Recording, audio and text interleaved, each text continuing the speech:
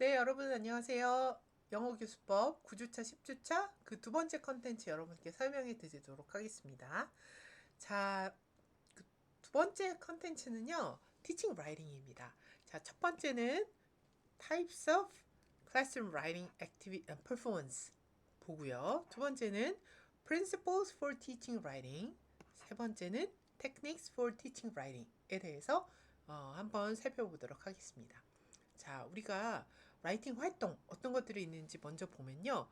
첫 번째는요, imitative writing입니다. 자, 그래서 무언가를 그대로 베껴 쓰는 활동 이야기를 할 수 있겠죠.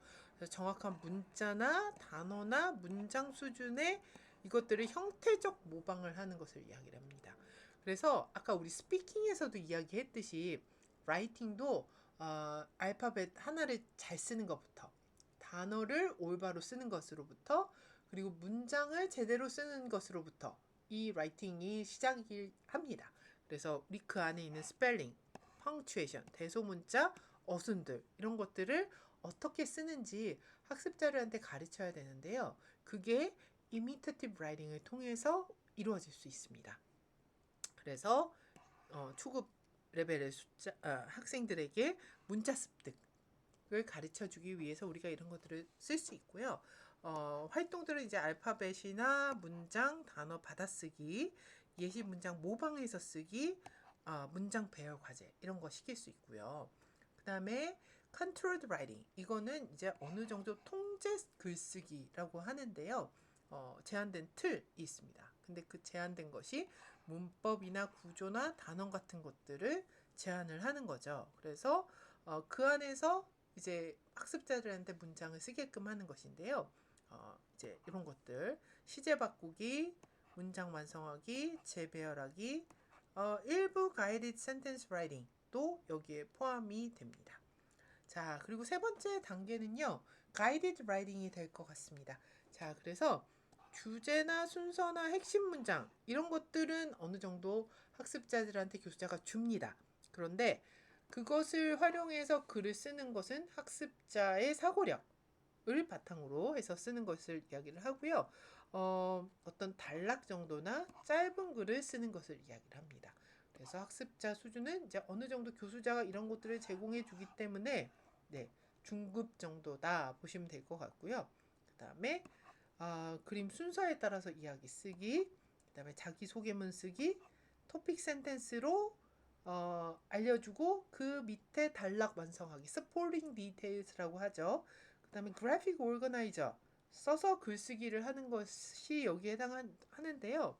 여러분들 아마 이런 이미지들 보신 적 있으실 거예요. 그래서 다양한 글쓰기의 구조를 학습자들한테 익혀주기 위해서 교수자들이 이런 그래픽 오거나이저를 많이 사용을 합니다. 그래서 여기에 이제 메인 아이디어를 써보고 이것에 근거해서 이제 글을 쓰게끔 학습자들한테 연습을 시키는 거죠. 자, 그 다음에 네 번째는요, 프리 라이팅입니다. 그래서 여기는 이제 자율성 학습자들한테 이것이 극대화되어서 창의적인 글쓰기를 시키는 레벨로 보시면 되고요. 의사소통 중심 쓰기 수업을 할 때 프리라이팅을 우리가 많이 사용할 수 있습니다. 그래서 이제 굉장히 이제 수준이 높은 학습자들한테 쓰는 거가 될 거고요. 어떤 의견 에세이나 설명 감상문, 저널 쓰기, 이메일, 일기, 자기소개서 쓸 때, 스토리텔링, 상상력 기반 이야기 쓰기 할 때 이제 프리라이팅을 우리가 시킬 수 있습니다. 자, 그리고 마지막으로요, 셀프 라이팅이에요. 이거는요, 셀프 라이팅이니까 평가나 피드백을 하지 않는 그런 라이팅을 이야기를 합니다. 그래서 개인적 글쓰기를 이야기를 하겠죠. 남한테 보여주지 않는 거니까. 이런 것들을 하는 목적은요, 내면화, 자가 반성, 그리고 자기 동기 함양의 그 목적이 있습니다. 그리고 네, 이거는 그냥 어렵지 않아요. 그래서 전 레벨 학습자들한테 다 시켜볼 수가 있고요. 비공개 저널 쓰기, reflective writing, 언어 학습 일지 쓰기 하는 것들이 셀프 라이팅에 해당하는 거가 될 것 같습니다.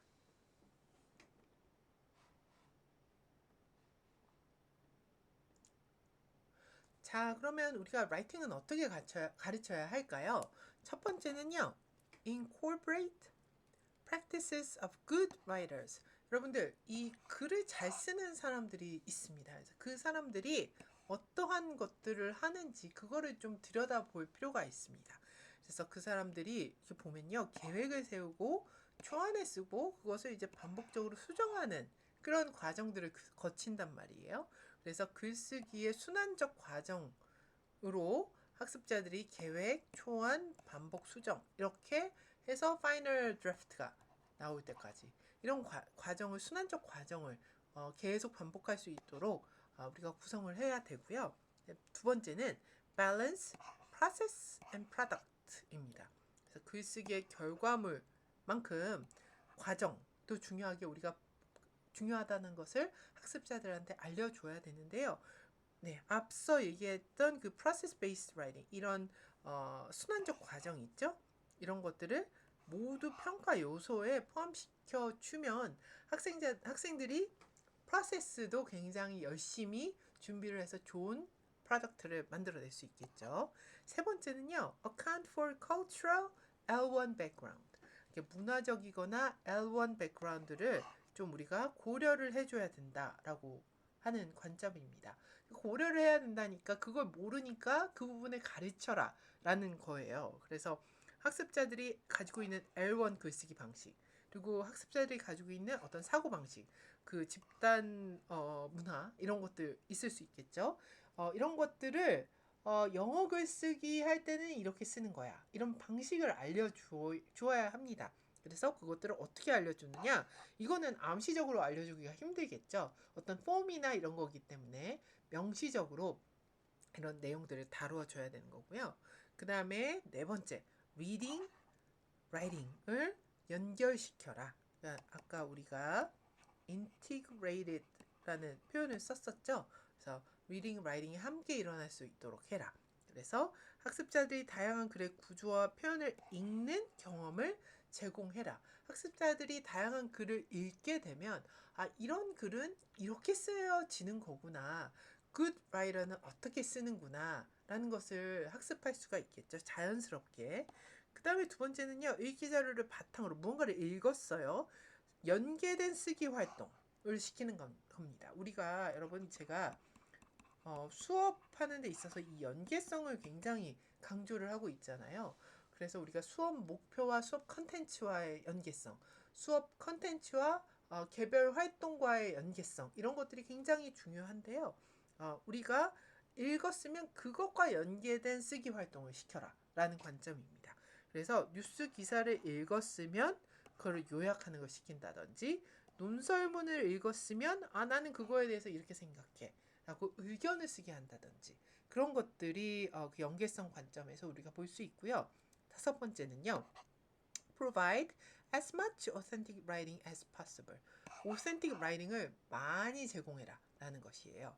그래서 첫 번째는 실제 삶에서 쓰는 글을 수업 과제로 써라. 두 번째는 동기 유발이 되어서 쓰는 능력을 강화할 수 있다. 우리가 오센틱 자료를 받으면 학생들이 원어민들은 실제로 이렇게 글을 쓰는구나. 그것을 알게 되고 그것이 학습자 동기 유발로 이어질 수 있다 하는 관점이고요. 여섯 번째는 frame your techniques in terms of pre-writing, drafting, revising. 아까 순환적 글쓰기 처음에 설명했었던 내용이죠. 단계별 글쓰기를 설계하고 단계별로 해야 할 활동을 명확히 제시해라. 그래서 글쓰기는 이렇게 구조적이고 글쓰기를 할 때 이 단계별로 네가 해야 되는 일이 있다. 이런 것을 알려주는 거예요. 그래서 그 단계를 거치면서 글을 수정하는 것도 배우고 내가 어떤 전략을 활용해야 되겠구나. 이런 것도 학습자들이 배울 수 있습니다.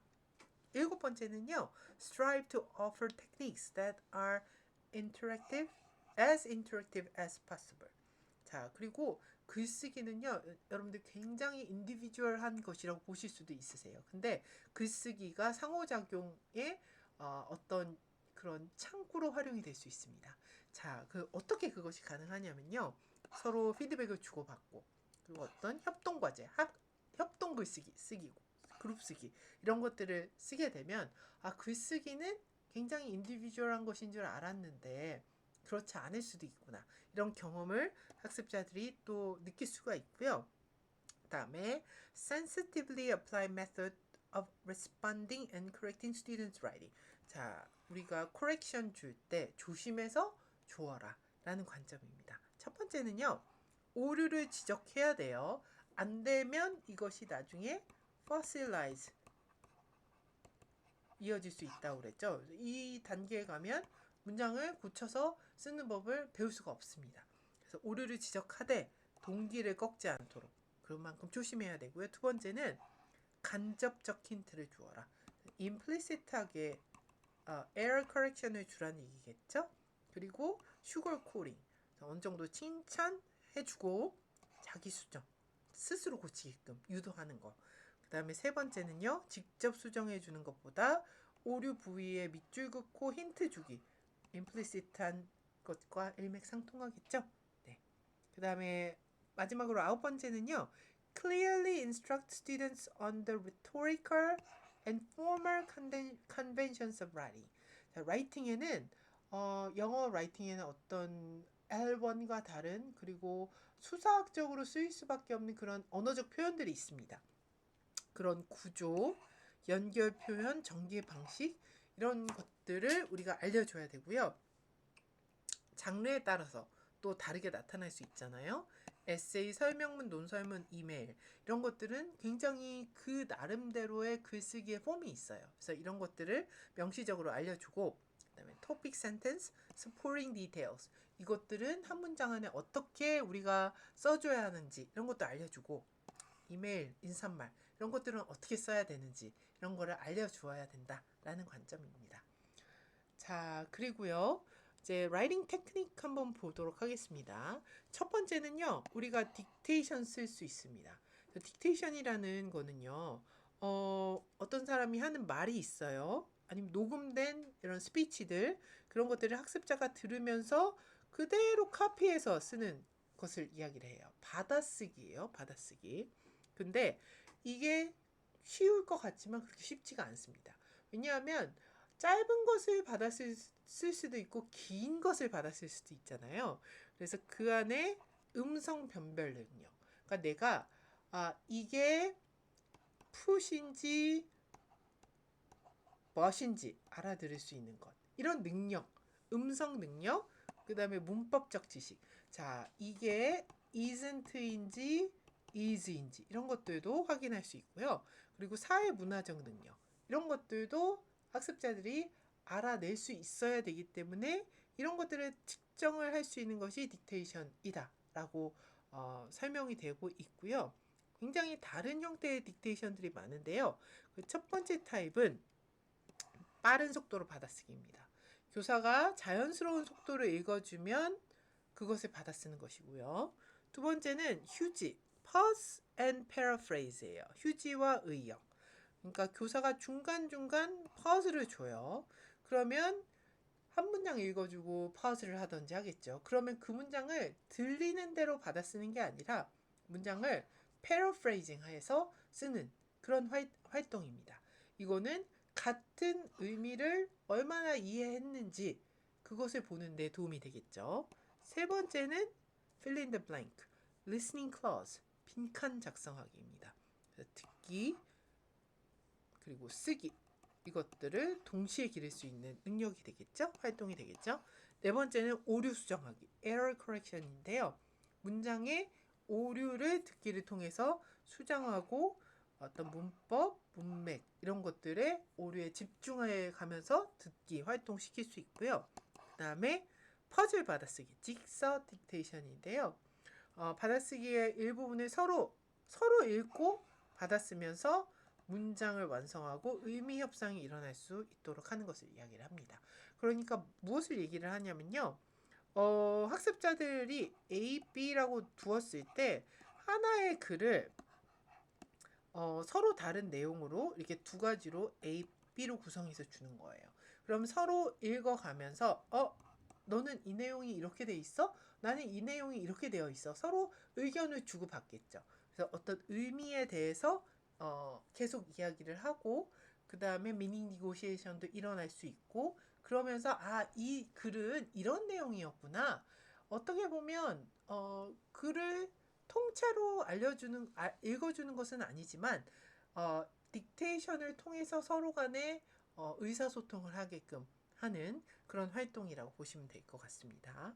자, 그래서 딕테이션 활동이 좋은 점은 혼자서 하는 게 아니잖아요. 누가 읽어주고 그것을 쓰던지 그것에 대해서 서로 질문하면서 함께 쓰던지 그런 활동이라서 학생들이 협동심, 콜라보레이션 할 수 있는 기회를 제공을 하고요. 네, 또 소그룹 활동 이런 것들로 잘 이루어질 수 있고 평소에 이제 홀 클래스 액티비티 할 때 잘 말하지 않는 학생들이 있습니다. 사일런트한 학생들 또 이런 그룹 활동을 통해서 좀 더 말할 수 있는 기회를 우리가 제공해 줄 수 있는 것에서 의미가 있다고 보시면 될 것 같습니다. 자, 두 번째는요. 딕토글로스입니다. 딕테이션하고도 비슷한 것 같기는 한데 딕토글로스가 딕테이션과 다른 점은요. 딕토글로스는 문법 받아쓰기라고 보시면 됩니다. 자, 그래서 학생들이 각자 듣는 것을 먼저 합니다. 그 다음에 받아쓴 문장을 이제 그룹 활동으로 소그룹에서 서로 야, 내가 쓴 게 맞아? 이런 걸 서로 물어보는 거예요. 그 다음에 원문과 유사한 글을 만들어내는 활동이에요. 최종적으로. 자, 그래서 이것을 구조 중심 과업이라고도 합니다. 자, 그래서 학습자 중심적이다라는 이야기를 하는데요. 왜냐하면 학습자들이 서로 상호작용도 해가면서 받아쓰기도 개별적으로 하고 그런 스스로 해야 되는 일들이 많잖아요. 그리고 협동적 상호작용을 하기 때문에 그렇게 보고 있습니다. 자, 딕토글로스를 할 때 보통 이런 형태로 많이 하는데요. 처음에 1차 듣기를 합니다. 그래서 처음에 이제 교수자가 읽어줘요. 그러면 일단 첫 번째 1차 듣기에서는 학습자가 해야 되는 것은 전반적인 흐름에 대해서 파악을 하는 것이에요. 그리고 2차 듣기 한 번 더 읽어주는 거예요. 그러면 그때 학습자들은 이제 핵심어를 받았습니다. 그 다음에 세 번째, 자, 내용이 이런 거야. 그리고 이 내용의 키워드들은 이런 거야. 여기까지 이제 1차 듣기, 2차 듣기에서 파악이 됐죠. 그러면 이것을 기반으로 해서 들은 이야기를 재구성하는 것을 이야기를 해요. 그래서 그룹 활동으로 주로 많이 되는데요. 서로 협동해 가면서 들었던 내용들로 전체 내용을 재구성하게끔 합니다. 자, 그리고 서로 학습자들이 이제 자기가 썼던 것들을 비교 분석을 합니다. 그래서 내가 이거 했던 게 맞아? 너는 어떻게 썼어? 이런 것들을 서로 비교하고 분석해 가면서 최종 그러면은 이 글은 이런 내용의 글이었어. 이거를 만들어내는 이런 어떤 최종 프로덕트가 있겠죠. 그래서 학습자들이 이 1, 2차에서 서로 들은 내용이 다를 수가 있어요. 그래서 그런 것들을 정보차 활동이라고 하는데, 자, 이것을 통해서 이제 학습자들 간에 서로 상호작용을 일어나게끔 해줄 수가 있거든요. 그래서 우리가 여러 가지 형태 초점 교수법, 어떤 문장의 문법 같은 것도 학생들이 제대로 알아들어야 하고, 과연 그 문장이 부정문이었는가 긍정문이었는가 이런 것들도 밝혀내야 되잖아요. 그런 거를 알아내야 되기 때문에 영어의 여러 가지 영역에 도움이 된다고 보시면 됩니다. 자, 그 다음에 우리가 해볼 수 있는 것은요, Product Based Writing이에요. 그래서 우리가 라이팅을 할 때 첫 번째는 Product Based Writing을 시킬 수 있고 두 번째는 Process Based Writing을 시킬 수가 있거든요. 그 첫 번째인 Product Based Writing은요, 아무래도 이 라이팅의 최종 산물에 근거한 라이팅 학습이기 때문에 문법, 어휘, 철자, 구문 이런 것, 언어적 형식, 폼에 초점을 둔 학습으로 많이 이루어집니다. 자, 그래서 언어학습 초기에 체계적 문법 구조 그리고 어휘 학습을 시키기 위해서 우리가 이런 것들을 많이 설계할 수 있고요. 그 다음에 내용하고 그 과정보다도 이런 것들에 좀 더 중점을 두어서 가르칩니다. 결국에는 이제 accuracy를 좀 중점적으로 보는 게 되는데요. 그 이제 순서는 첫 번째 이제 familiarization입니다. 그래서 학습자들한테 주어진 글의 특징에 대해서 인식을 시킵니다. 어떤 이제 model 텍스트를 model writing 하나 보여주는 거예요. 자, 오늘은 이런 글을 한번 써볼 거예요 하라고 참고할 수 있는 글을 먼저 제시를 해주고, 아, 이런 글을 쓰는구나 라고 한번 학습자들한테 보게끔 합니다. 그 다음에 두 번째 하는 것이 통제된 글쓰기예요. 통제된 것은 어느 정도 이제 교수자가 많이 컨트롤하는 것이죠. 그래서 알파벳 쓰기, 베껴 쓰기, 받아쓰기 이런 정확성에 초점을 둔 활동들을 시켜주고요. 그 다음에 세 번째, 가이디드 라이팅을 하는 거예요. 조금 더 열어줘요. 이제 조금 더 컨트롤드 액티비티보다 조금 더 학습자들이 활용할 수 있는 자율성을 주는 것인데요.